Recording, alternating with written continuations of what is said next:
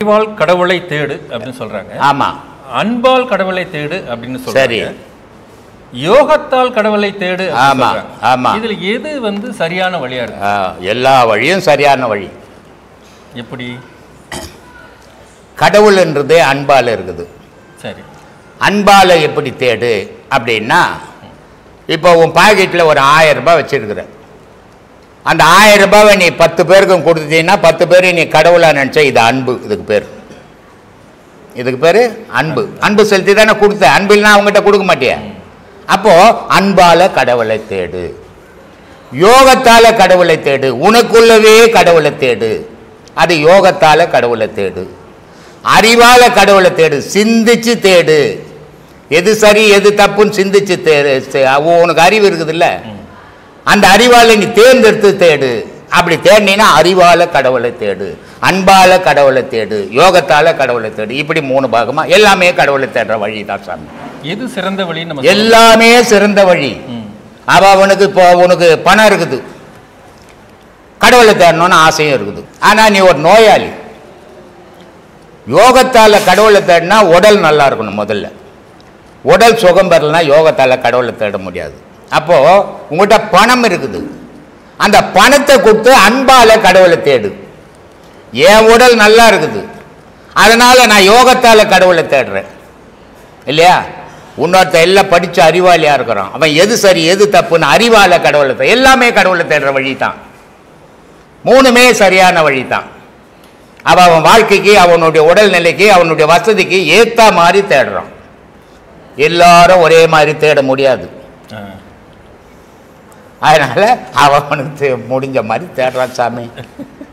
ஆரியர்கள் சாமி, அதாவது வந்து பிராமணர்கள், சரி, யாக வேள்விகளை சரி சித்தர்கள் வந்து ஆட்சேபம் தெரிவித்தார்களா, எதிர்த்தார்களா, இல்லை அதை ஆமோதித்தார்களா? ஆட்சேபம் தெரிவித்தாங்க. ஏன்னா மனிதன் வந்து சில அடையாளங்கள் வேணும். அவனுக்கு அடையாளம் இருந்தால் தான் ஒத்துப்பான். இப்போ கடவுள் அப்படின்றதுக்கு ஒரு அடையாளம் வேணும். அடையாளம் இல்லைன்னா அவன் கடவுள்னு ஏற்றுக்க மாட்டான். அப்போ அந்த அடையாளத்துக்காக கோவில்களை கட்டி சிலைகளை வச்சு இது இந்தந்த தெய்வங்கள்னு அடையாளம் வச்சுட்டாங்க. சரி, இப்போ உன் பாவ புண்ணியம் போகணும் அப்படின்னா உனக்கு ஒரு அடையாளம் வேணும். அதனால் ஆதியில் என்ன பண்ணாங்கன்னா யாக குண்டங்கள் கட்டி அதில் மந்திரங்களை சொல்லி அதில் உன்னுடைய பொன் பொருள், உன்னுடைய புடவை இதெல்லாம் போட்டு கொளுத்தினோடனே உனக்கு ஒரு திருப்தி ஆச்சு. ஏன் பாவமெல்லாம் நெருப்பில் போயிடுச்சு அப்படின்ற ஒரு திருப்தி, நிறைவு கிடைச்சது.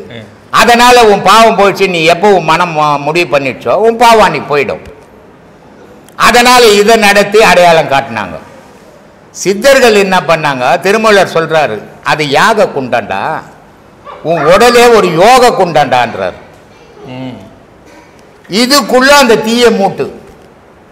ஏன்னா இப்போ ஒரு புடி ஒரு பேப்பர் வச்சுன்னுக்கிறேன், அதை இங்கே போட்டீங்கன்னா காற்று அடிச்சுன்னா அங்கே தள்ளிம்பு விட்டுடும். ஒரு பேப்பர் வச்சுக்கிற, மழை பெய்யும் தண்ணி போகுது, அந்த தண்ணியில் போட்டீங்கன்னா அது வேறு இடத்துல இருந்து விட்டுடும். ஆனால் அது அழிக்காது. ஆனால் அது அழியணுன்னா நெருப்பில் போட்டினா அழிஞ்சிடும், இல்லாமல் போயிடும் இல்லையா? அதனால் பாவத்தை யாக குண்டத்தில் போட்டு அவங்க அழிச்ச மாதிரி நினச்சிக்கினாங்க. உண்மை என்னன்னா, உடல் என்ற யோக குண்டத்தில் நீ தீயை மூட்டினீன்னா உன் பாவங்கள்லாம் அழிஞ்சிடும். வேற எதாலேயும் அழிக்க முடியாது. ஏன்னா உன் உயிர்ன்றதே ஒரு நெருப்பு, உன் ஆன்மான்றதே ஒரு நெருப்பு, உன் ஜீவன்ன்றதே ஒரு நெருப்பு. இந்த நெருப்பால் தான் நீ உலகத்தில் பாவம் பண்ண, அதே நெருப்பால் அந்த பாவத்தை அழிச்சிடு அப்படின்றது சித்தர்களுடைய வழிபாடு. இந்தியாவில் சாமி மக்கள் வந்து பக்தியால் முக்தி அடையலாம் அப்படிங்கிற ஒரு வழிமுறை வரிசையாக வருது. பக்தியால முக்தி அடைஞ்சு இருக்குது அப்படின்னா அப்போ ஏன் வந்து இந்தியாவில் மக்கள் தொகையெல்லாம் குறையவே மாட்டேங்குது? முக்தி அடைஞ்சிடுறாங்க, சரி, அவங்களுக்கு மறு பிரிவை கிடையாது, முக்தி அடைஞ்சிட்டாங்க சொல்லியிருக்கிறீங்க. சரி சரி. அப்படி இருக்கும்போது ஏன் வந்து ஜனத்தொகை கூடிக்கிட்டே போது குறைய மாட்டேங்குது? இப்போ உலகத்திலேயே நான் ஏற்கனவே ஒரு 10 வருஷத்துக்கு முன்னாடியே ஒரு வீடியோவில் பேசணும். இந்து மதம் இன்னைக்கு 2020 வருஷத்துக்கு முன்ன தோன்றிய கிறிஸ்துவ மதம் உலகம் ஃபுல்லாக இருக்குது. ஆமாம். 1600 வருஷத்துக்கு 1460 வருஷத்துக்கு முன்ன தோன்றிய முஸ்லீம் மதம் உலகம் ஃபுல்லாக இருக்குது. ஆனால் காலங்களே சொல்ல முடியாத இந்து மதம் உலகம் ஃபுல்லாக இல்லை. இந்தியாவிலே பாதி இல்லை, பாதி முஸ்லீம் கிறிஸ்துவ இருக்கிறோம். அப்போது இந்துக்கள்லாம் குறைஞ்சிட்டான். கணக்கு போட்டிங்கன்னா சுதந்திரம் வாங்கும் போது 30 கோடி, இன்னைக்கு 125 கோடி. இந்த 125 கோடி மக்கள், ஆனால் இந்துவானா இல்லை. அதில் முஸ்லீம் இருக்கிறான், கிறிஸ்டின் இருக்கிறான், சீக்கிய இருக்கிறான், புத்தர் இருக்கிறான், ஜெயின இருக்கிறான். இத்தனை பேர் சேர்ந்து தான் இந்த மக்கள் தொகை. ஆனால் இந்துக்கள் கம்மி. ஆனால் இந்த 60-70 வருஷத்தினுடைய ஜனத்தொகையை பார்த்தீங்கன்னா, இந்த மதத்தை பார்த்தீங்கன்னா இன்னைக்கு உலகத்தில் பாதி போயிருக்கணும். ஆனால் போகலை. ஏன் போகலைன்னா, இவன் வந்தான், இவன் தெய்வத்தை கண்டான், தெய்வத்தோடு போய் கலந்தான், வளரவே இல்லை. நீ தெய்வத்தையே காணல, தெய்வத்தை பற்றி பேசி ஊரெல்லாம் கட்சி வளர்க்குற மாதிரி வளர்த்துட்ட. இதுதான் சாமி இந்துக்கள். இந்துக்கள் குறைஞ்சிட்டான். அப்போ முக்தி நிலை அடையிறவங்க கம்மியாக இருக்கிறாங்க இல்லையா? முக்தி நிலை அவ்வளோ ஈஸியாக வாயில் பேசுகிற விஷயம் இல்லை சாமி. ஞானத்தில் முக்தி அடைஞ்சவங்க உண்டு, யோகத்தில் முக்தி அடைஞ்சவங்க உண்டு, பக்தியில் முக்தி அடைஞ்சவங்க உண்டு. இப்போ சுந்தரர், மாணிக்க வாசகர், திருநாவுக்கரசர், ஞானசம்பந்தர், இப்படி 63 நாயன்மார்களும் திண்ணன் காலஸ்ரீல இல்லையா, இவங்க எல்லாம் முக்தி அடைஞ்சாங்க. எப்படி முக்தி அடைஞ்சாங்க? பக்தியில் முக்தி அடைஞ்சாங்க. இல்லை, சித்தர்கள் ஒரு பாகமாக போனாங்க, ஞானிகள் ஒரு பாகமாக இருந்தாங்க. விவேகானந்தர், ராமகிருஷ்ணர், ரமணர், பட்டினத்தார், வள்ளலார், இவங்கெல்லாம் ஒரு பாகமாக வந்தாங்க. இவங்கெல்லாம் மகான்கள், அவங்கெல்லாம் சித்தர்கள், அவங்கெல்லாம் இது நாயன்மார்கள் இப்படி. ஆனால் எல்லாரும் முக்தி அடைஞ்சாங்க. போய் சேர்ந்த இடம் ஒரு இடம் தான். ஊர் வேற, என் ஊர் வேற. ஆனால் மொத்தமாக மெட்ராஸ் தான் போய் சேர்றோம் எல்லாரும் கடலில் போய். ஆமாம், அந்த மாதிரி எந்த வழியில் போனாலும் சேரக்கூடிய இடம் இறைவன். அந்த இறைவன்லேருந்து வந்தோம், இறைவனில் ஐக்கியமாக வரும். இதுதான் சாமி. இப்போ யோகத்துக்கும் பக்தியில் ஞானம் அடைஞ்சதுக்கும் முக்தி அடைஞ்சதுக்கும் யோகத்தில் முக்தி அடைஞ்சதுக்கும் என்ன வித்தியாசங்குது? யோகத்தில் எனக்குன்னு ஒரு மனம் இருக்குது. அந்த மனம் இருக்கிறதால என் குடும்பம், என் குழந்தைங்க, என் சொத்து, என் இதுன்னு சொல்லின்னுக்கிறேன். ஆனால் எனக்கு என்ன பண்ணுதுன்னா, இறைவனோட கலக்கணும், இதெல்லாம் நிஜம் இல்லையே அப்படின்னு மனசு சொல்லுது. அதே மனசு இதெல்லாம் நம்பல்தாச்சே அப்படின்னு சொல்லுது. அப்போது இந்த இறைவன் அடைக்கணும்னா என்ன பண்ணணும் அப்படின்னா, யோகத்தால் இந்த ஆசையை அழிக்கணும். யோகத்தால் இந்த ஆசையை அழிச்சிட்டான்னா அப்போ மனம் இல்லை. மனம் இல்லாத போது இவன் போய் கடவுளை சேர்றான். அவன் பக்தியில் மனமே இல்லை, எது வீடு, எது வாசல், எது சொந்தம் தெரியல, இறைவு மட்டும்தான் தெரிகிறான். அது பக்தி, அதில் முக்தி. அவனுக்கு மனம் இல்லாத எவன் ஒருத்தனுக்கு மனம் இல்லையோ அவன் மட்டும்தான் இறைவனை அடைய முடியும். மனம் இருக்கிறவன் அத்தனை பேரும் இங்கே பிறந்து பிறந்து இறந்து தான் ஆகணும். அதனால்தான் சொன்னான், அவித்த வித்தே முளையாதேன்னா. இப்போ ஒரு விதை எடுத்து வச்சுக்கிறோம், அடுத்த வருஷம் போட்டீங்கன்னா முளைச்சிடும். அதே நைட்டு வேக வச்சுட்டு காலையில் போட்டுனா முளைக்குமா? முளைக்காது. அப்போது உன் மனத்தை அவித்துடு. அழிச்சிட்டின்னா உனக்கு பிறப்பு நின்றுடும், இறைவனோட கலக்கலாம். இது அவிக்காத இருக்கிற வரைக்கும் ஆசை வளர்ந்துக்கினே இருக்கும். ஆசை வளர்கிற வரைக்கும் நீங்கள் பிறப்புக்கு இருந்துக்கினே இருக்கும். அதனால் சொன்னான், ஆசையே பிறப்புக்கு காரணம்னா. பிறப்பு எதால் உண்டாகுதுறான்னா ஆசையால் தாண்டா உண்டாகுதுன்ட்டான். ஆசை அழிச்சுட்டா பிறப்பே இல்லை. அப்போ ஆசை அழிக்கணும்னா ஒன்று யோகத்தில் போகணும், இல்லை மனமற்ற நிலை பக்தியில் போகணும். இப்படி எதில் போனாலும் இறைவனை அடையலாம் சாமி. இதுதான் ஞானம். சொல்லுப்பா, வந்துட்டு அப்புறம் தப்பா நினைக்கணும். இந்த நிறைய பேர் என்ன பண்ணுவாங்க, போயினா இருப்பாங்க, ஒரு உதவி விடுவாங்க. சாரிங்க வச்சுட்டு அப்புறம் சாரிக்குது, உதயத்துக்கு முன்னே யோசிக்கணும். அது மாதிரி நீ வந்துட்டு தப்பா நினைக்காதீங்கன்னா வந்துட்டிய தெருவுக்கு வந்துட்டு வேஷம் கட்டிட்டு இனி கூட என்னத்துக்கு மறுப்பு போடு. கோயில் கரவறையில பெண்கள் வந்து பாத்தீங்கன்னா பூஜைக்கு வந்து பாத்தீங்கன்னா விடுறதில்ல. கோயில் கரவறையில பாத்தீங்கன்னா பெரும்பாலும் வந்து பாத்தீங்கன்னா ஐயர்ஸ் வந்து பாத்தீங்கன்னா எங்க ஊர்ல ஆகட்டும், எங்க எல்லாமே பாத்தீங்கன்னா ஆண்கள் தான் வந்து பாத்தீங்கன்னா பெண் தெய்வம் ஆகட்டும், ஆண் தெய்வம் ஆகட்டும், அதுக்கு அர்ச்சனை பண்றதாகட்டும், அலங்காரம் பண்றதாகட்டும் எல்லாம் அவங்க தான் பண்றாங்க. பெண்கள் வந்து ஏன் சொல்லி பண்ண மாட்டாங்க, அது காரணம் என்னன்னு தெரிஞ்சுக்கலாம். உட்கார் சொல்றேன். உனக்கு என்ன வயசு?